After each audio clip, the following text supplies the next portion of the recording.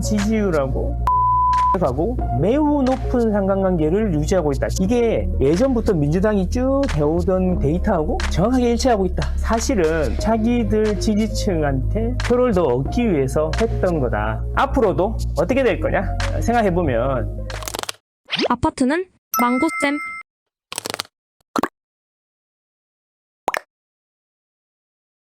여러분, 대선 결과가 이미 나왔죠? 앞으로 이 정책이 어떻게 될지 이런 거에 관심이 많으시는데 제가 이번 대선 결과를 보고 아주 흥미로운 것들을 발견했습니다. 이 데이터를 보면 앞으로 정책이 예상이 되더라고요.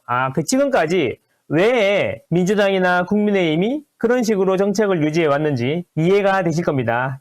자, 그럼 시작해 보겠습니다. 자, 이재명 후보가 당선이 되었고 김문수 후보가 낙선했죠. 되게 흥미로운 결과가 있어요. 보시면 이런 거죠. 지난주에도 보내드렸는데 자치구를 보면은 국민의힘이 이긴 곳은 빨간색, 민주당이 이긴 곳은 파란색으로 칠을 해봤어요. 근데 이제 요걸로 끝났는데 제가 갑자기 관심이 가는 게 왜 맨날 여기는 강남, 서초, 송파 이런 데는 국민의힘을 지지하고 그 외 지역은 민주당을 지지할까? 물론 21대 대선에서는 빨간색이 훨씬 더 많았지만 왜 여기 강남하고 집값이 비싼 데는 국민의힘을 지지할까? 이런 생각을 한번 해봤거든요. 집이 비싸면 민주당 정권이 들어오면 세금을 많이 때리니까 그게 싫어서 그런가 보다 했는데 근데 이제 그건 어디까지나 내피셜이고 데이터를 한번 돌려봤습니다. 제가 그래도 대학원에서 부동산 빅데이터를 전공하고 있는데 한번 해봤습니다. 이런 거죠. 일단 국민의힘의 득표율하고 구별로 평균 아파트 매매 가격을 비교를 해봤어요. 근데 구별로 보면은 이제 아파트가 신축도 있고 구축도 있고 그렇지 않습니까? 그래서 이제 20년에서 10년차 사이에 있는 아파트가 모든 구에 포함되어 있더라. 그래서 이제 10년에서 20년차 사이의 아파트이면서 5984의 평당 가격을 한번 뽑아봤죠. 그랬더니 이제 이렇게 올라가면 평당 가격이 높은 거예요. 서초하고 강남구가 압도적으로 평당 가격이 높고 송파, 그다음에 동작, 광진, 마포 이런 식으로 높다. 용산구 같은 경우에는 집값이 비싼데 왜 이렇게 낮게 나왔냐 하면 용산구는 주복이 많고 대형이 많아요. 그래서 5984 가격에서는 다른 데보다 적게 나와 보이는데 어쨌든 국민의힘 지지율은 여기 아래쪽에 X축이에요. 그래서 30% 초반에서 57%까지 이렇게 있어. 보면 가격이 낮아질수록 국민의힘 지지율이 떨어져. 그러니까 이게 상관관계라 그러잖아요. 상관관계. 그 국민의힘 지지율하고 아파트 평당 가격하고 매우 높은 상관관계를 유지하고 있다. 직선으로 이렇게 그어보면 그 Y는 AX 아닙니까 이거? 자, 20대 총선도 마찬가지였어. 거의 똑같았어. 그죠?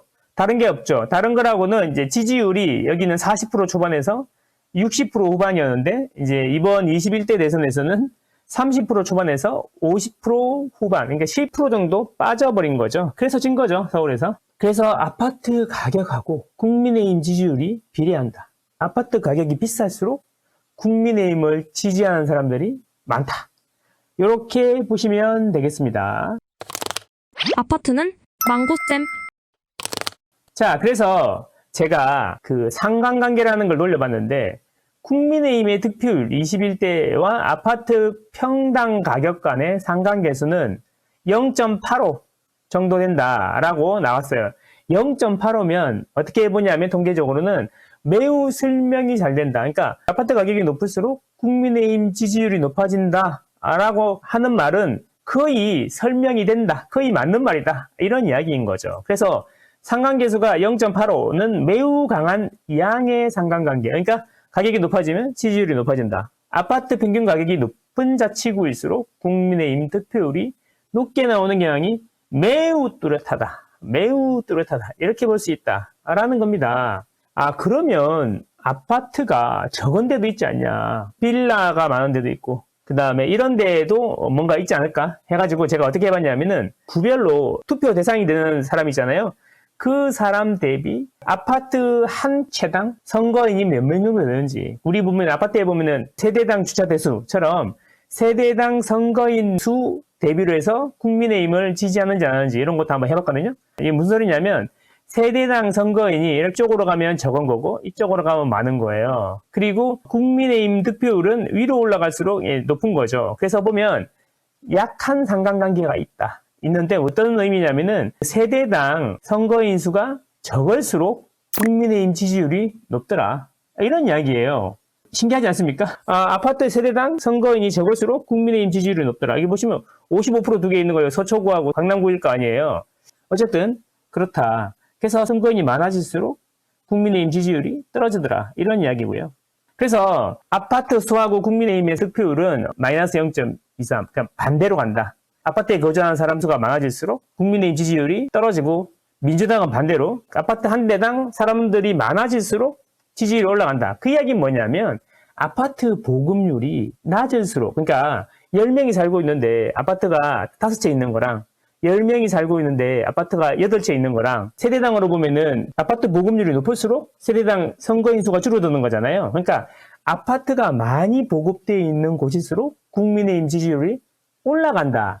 라는 거예요. 세대당 유권자 수가 많은 곳, 예를 들어 다세대 주택, 다가구 주택 밀집 지역은 민주당을 지지하고 왜? 아파트가 많이 보급되어 있으면 아파트 한 채당 사람 수가 적을 거 아니에요. 반대로 유추해보면 빌라나 다세대, 밀집 지역은 아파트가 적게 보급되어 있죠. 그러면 아파트 한 채당 선거인 수가 많겠죠.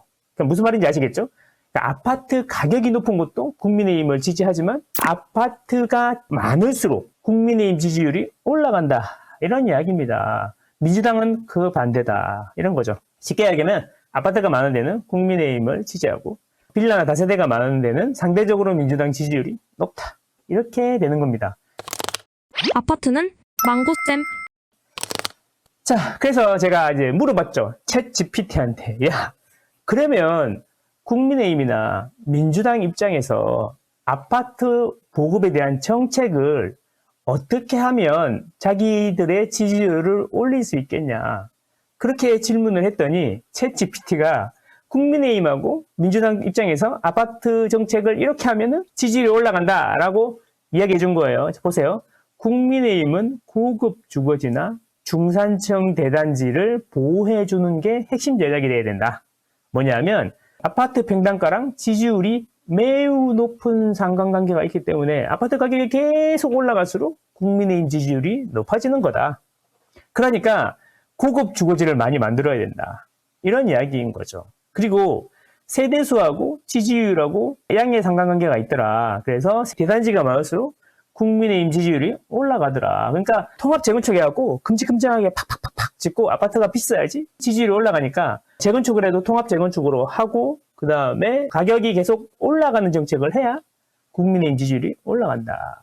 그리고 이 아파트를 최대한 많이 보급해갖고 빌라나 다세대 다가구가 적어져야지 지지율이 올라가더라. 결국 이야기하는 거는 국민의힘은 아파트를 많이 보급할수록 그리고 아파트 가격이 높아질수록 지지율이 올라가니까 그렇게 해야 된다. 재개발 재건축을 열심히 해야겠네요.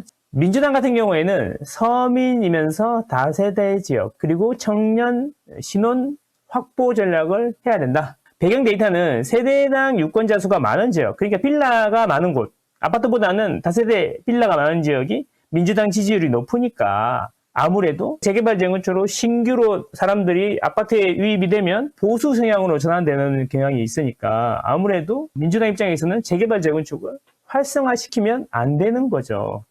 자, 그래서 전략은 전통적 강세 지역을 보호해야 된다. 다세대 연립, 주택 밀집 지역, 소형 공급, 임대 중심 정비 사업을 유도해야 된다. 정비 사업은 하되 소형을 많이 보급하고 임대 중심 정책을 해야 된다. 이런 이야기예요. 그래서 생각해 보니까 옛날에 노무현 때도 그랬고 박원순 서울시장도 그랬고 소형 의무 비율이라고 그래갖고 작은 걸 많이 넣어야 되고 임대주택 비중을 계속 늘리려고 하고 있고 이번 정부에서도 임대주택 비중을 늘린다고 했고요. 그리고 소셜 믹스 그래갖고 잘 사는 사람들끼리 대단지 아파트에 모여 사는 것을 방해해야 되는 거죠. 그래서 보면 이게 예전부터 민주당이 쭉 해오던 데이터하고 정확하게 일치하고 있다. 이런 거예요. 그리고 신규 아파트 입주자 지지를 확보해야 되는데 로또 청약 대신에 신혼부부라든지 청년 우선 공급 정책을 해야 된다. 이것도 민주당에서 계속 추진하던 거잖아요. 물론 지난 정권에서는 청년이라든지 신혼부부 쪽을 정부에서 정책적으로 많이 지원을 했죠. 그래서 그런지 모르겠지만 20, 30대 지지율이 사실 연령대별로 보면은 40, 50대는 민주당을 많이 지지하고 20, 30대는 국민의힘을 상대적으로 더 지지했는데 그런 것도 영향이 있지 않았나 이런 생각이 됩니다. 그리고 재개발 재건축으로 인한 지지 기반 붕괴를 방지해야 한다. 그래서 원주민 재정착.